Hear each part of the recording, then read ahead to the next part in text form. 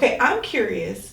You are a great encouragement for people because of your personality and your joy. Like you said, you can just walk into a room that does not have it and bring joy. You can inject joy into that situation.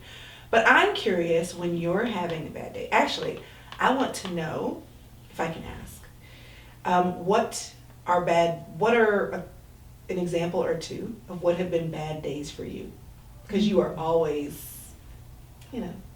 And what helps you? Sure. What injects or who? What does your environment or your circle look like that helps you when you have Right. days?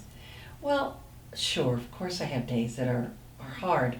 In the last 3 years, I've buried all 3 of my brothers and my husband's mom and dad, and he's an only child. So that's 5 very close to me deaths in 3 years. It's been hard.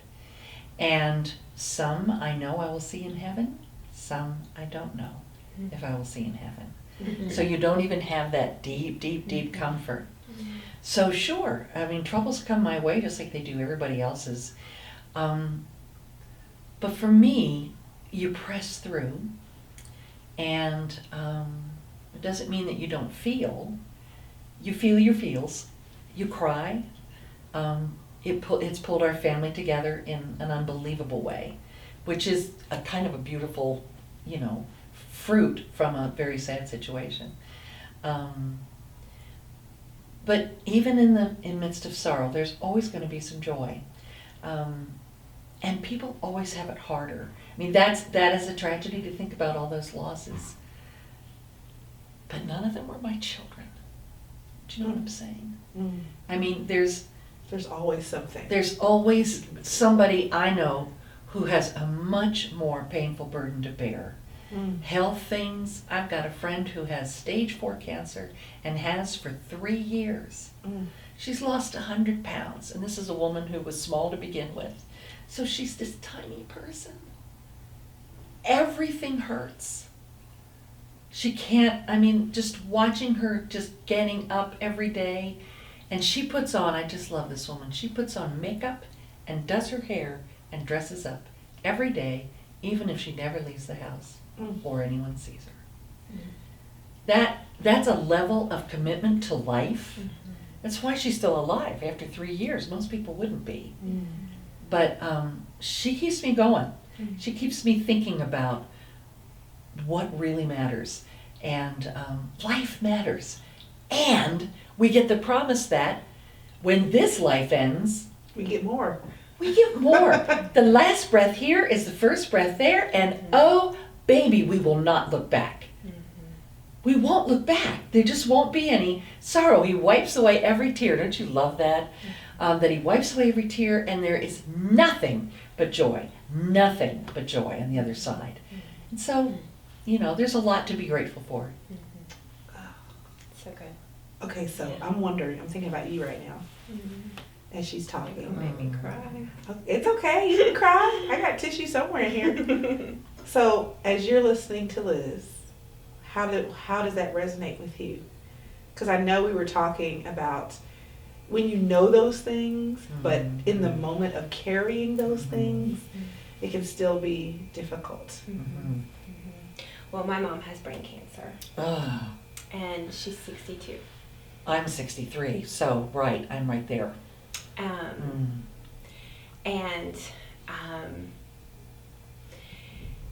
I think it's the most painful thing in the world to watch somebody live this way.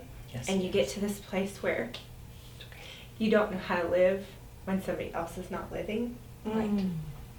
And I think what God, it's almost one of these seasons where every day you wake up and you're like, oh my God, please, nothing else today, right? Yes. And so walking through this though, with her, it is a privilege. I get that. It is such a privilege to walk through somebody with this. And for so long, I have been a runner of all the hard things. I wrote a book about it, 5 Habits of a Woman Who Doesn't Quit, from the lady who likes to quit. I don't like hard. Yeah. No, I don't like hard. absolutely. And this is the hardest thing I have ever walked through my entire life. And it's not going to get easier anytime No, soon. I mean, that's right. it could go on for a couple more months.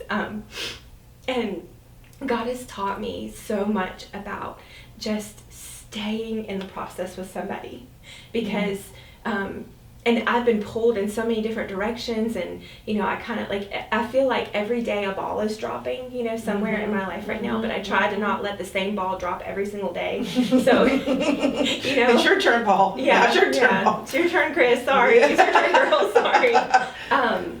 But in doing that, I've experienced a strength that only God can give Only you. God. And you don't know it until you go through something No, like this. that's right. And I just want to affirm to you that the choice you're making to walk through this with your mother is the most important. All those balls can be picked up again later. Yeah, absolutely. Every one of them. Mhm.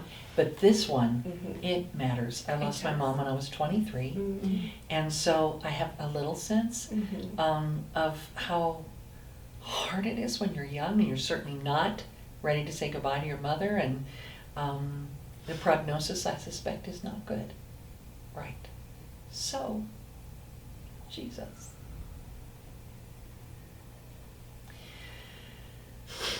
Peace, Lord.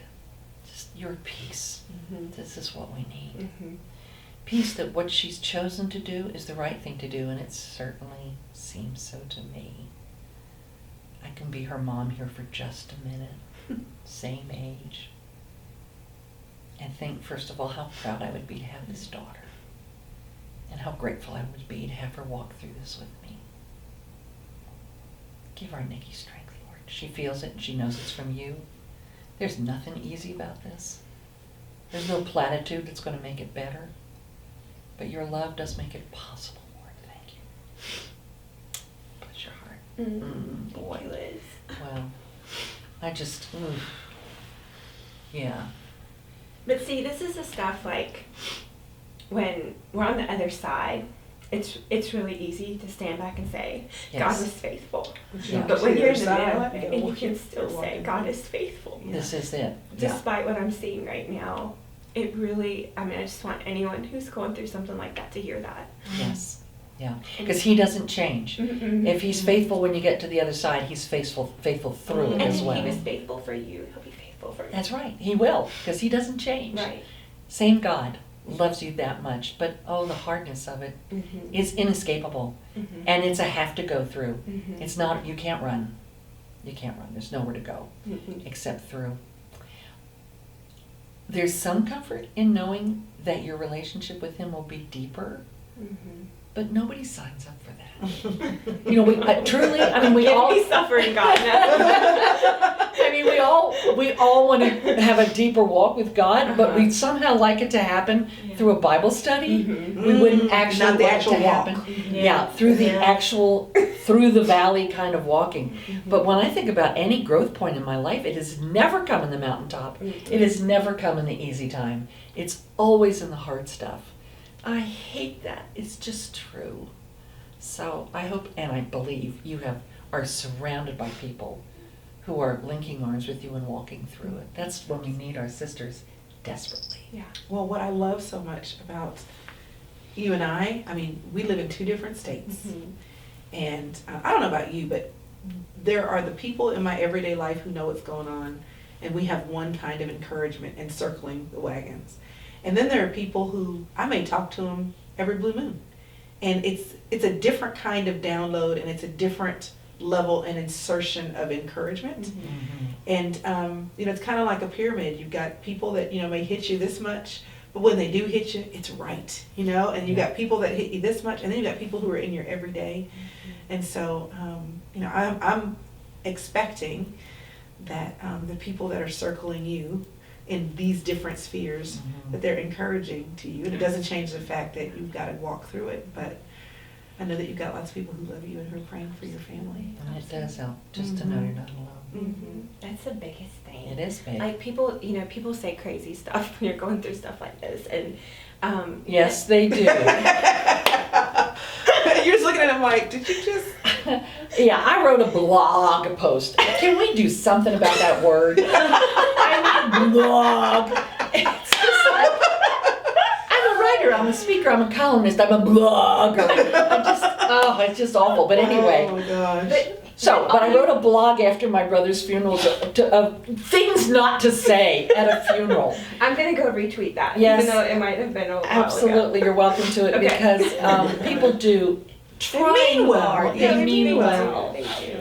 But just saying, I don't know what to say, but I'm here. Yes. It's so powerful. That's Or just being enough. there. You don't have to Yeah. say Both anything. of you guys have so, even though You know? like we're so far apart, both Wynter has done that for me too, and it comes at just the right time. Like never Yes. underestimate the power of what one text message, one tweet, one anything. Yeah, I've learned that. I've learned that when someone's on your mind, just let them know. To God. You don't have to ask a question. You don't have to have an answer. You don't have to pray a holy prayer.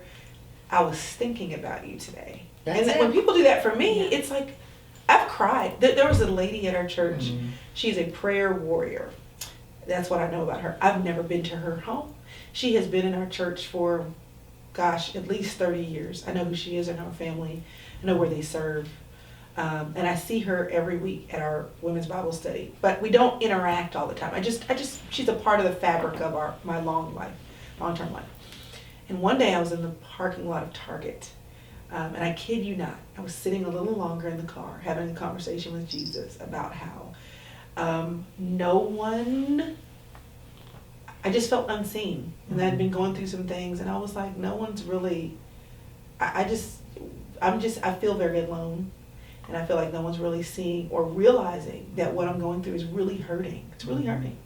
And as I was sitting in the car, and I rarely answer the phone when I don't know the number. You know, these days now, the telemarketers have your cell phone. Yeah. I don't know how that They do. happened. Yeah. So my phone rang, I answered it, and it was her.